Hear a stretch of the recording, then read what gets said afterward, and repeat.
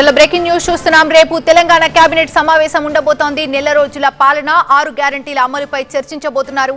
ఇప్పటికే అమలవుతున్నటువంటి 2 గ్యారంటీల గురించి కూడా ఎలా ఇంకా దీన్ని కంటిన్యూ చేయాలనే దాని విషయంపై కూడా చర్చోపచర్చలు జరుగుతున్నాయి.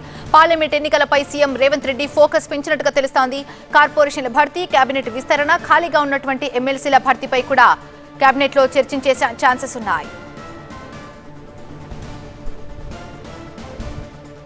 తెలంగాణలో కాంగ్రెస్ ప్రభుత్వం ఏర్పడి నెల రోజులు పూర్తయింది. సంఖ్యలను తెంచి స్వేచ్ఛను పంచి జనం ఆకాంక్షలను నిజం చేస్తూ సాగినటువంటి ఈ నెల రోజుల ప్రస్థానం ఎంతో తృప్తినిచ్చిందంటున్నారు సీఎం రేవంత్ రెడ్డి. నెల రోజుల ప్రయాణం కొత్త అనుభూతినిచ్చిందని ట్వీట్ చేశారు ఆయన. పేదలు, మహిళలు, యువత భవిత గురించి అలాగే రైతుకు భరోసా ఇస్తూ సాగినటువంటి నెల రోజుల ప్రయాణం ఉజ్వల భవిత వైపునకు అడుగులు వేస్తుందన్నారు రేవంత్ రెడ్డి. తెలంగాణ కోసం గట్టి పట్టుదలతో సాగిన ఈ నెల రోజుల పాలన బాధ్యతగా సాగిందన్నారు. రేవంత్ అన్నగా పిలిచే తనను తెలంగాణ ప్రజలు తమ గుండెల్లో శాశ్వతంగా నిలిచిపోయేలా పెట్టుకుంటున్నారని చెప్పుకొచ్చారు రేవంత్ రెడ్డి. ఆ బాధ్యతను వాళ్లు పెట్టుకున్న నమ్మకాలని ఖచ్చితంగా నిలబెడతానని చెప్తున్నారు ఆయన.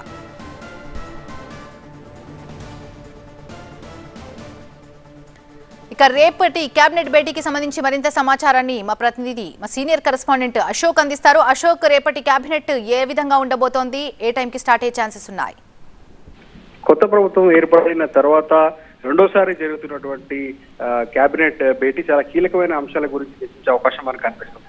నెల రోజులు ఈ రోజుతోని కంప్లీట్ అయిన నేపథ్యంలో ఈ నెల రోజుల పాటు ఏ విధమైన పాలన కొనసాగింది అనే దానిపైన కూడా చర్చించే అవకాశం మనకు కనిపిస్తుంది. ఇంకా 6 గ్యారెంటీల స్కీమ్ కి సంబంధించిన దానిపైన కూడా ఏ విధంగా ముందుకెళ్లాలి, ఏ విధంగా దాన్ని ఇంప్లిమెంట్ చేయాలనే దానిపైన కూడా కేబినెట్ ఆమోదం తెలిపే అవకాశం కనిపిస్తుంది. ఇప్పటికే నిన్నటితోని పూర్తిగా అప్లికేషన్లకు సంబంధించిన డేట్ కూడా ముగియడంతో పాటు 1 కోటికి పైగా కూడా ఇప్పటికే అప్లికేషన్ వచ్చిన నేపథ్యంలో వాటిని ఎలా సార్ట్అవుట్ చేయాలి, వాటిని ఎలా స్క్రూటినీ చేయాలనే అంశం దానిపైన కూడా కేబినెట్ ఒక ఆమోదం తెలిపే అవకాశం మనకు కనిపిస్తుంది. అలాగే ఎమ్మెల్సీ ఎన్నికలకు సంబంధించిన దానిపైన ఇప్పటికే నోటిఫికేషన్ వచ్చిన నేపథ్యంలో 2 పేర్లని సెలెక్ట్ చేసి మరి కేబినెట్ ఆమోదం తీసుకొని అది ఢిల్లీకి పంపించే అవకాశం కనిపిస్తుంది. అందులో మొదటగా కోదండరాం పేరు వినిపిస్తుంది. కోదండరాం పేరుని ఇప్పటికే పంపిస్తున్నట్టుగా తెలుస్తుంది. మరి ఇంకా సెకండ్ పేరు ఎవరు అనే దానిపైన కూడా ఒక సస్పెన్స్ అయితే కొనసాగుతుంది. దానికి సంబంధించి రేపు క్లారిటీ వచ్చే అవకాశం మనకు కనిపిస్తుంది. అలాగే పార్లమెంట్ ఎలక్షన్స్ వస్తున్న నేపథ్యంలో ఈ విధంగా ముందుకెళ్లాలి అనే అంశానికి సంబంధించిన దానిపైన కూడా నాయకులు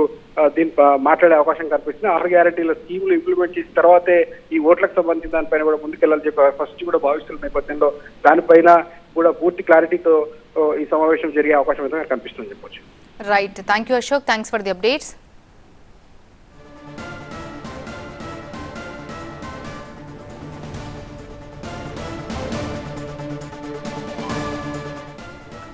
రేపు తెలంగాణ కేబినెట్ సమావేశం ఉండబోతోంది. ఈ నెల రోజుల పాలన 6 గ్యారంటీల అమలుపై చర్చ జరగనుంది. ఇప్పటికే అమలు చేస్తున్నటువంటి 2 గ్యారంటీలకు సంబంధించి ఇంకా సాధ్యాసాధ్యాలపై కూడా డిస్కస్ చేయబోతున్నారు. పార్లమెంట్ ఎన్నికలపై సీఎం రేవంత్ రెడ్డి ఫోకస్ పెంచారు. అటు కార్పొరేషన్ల భర్తీ, కేబినెట్ విస్తరణ, ఖాళీగా ఉన్నటువంటి ఎమ్మెల్సీల భర్తీపై చర్చించే ఛాన్సెస్ ఉన్నాయి.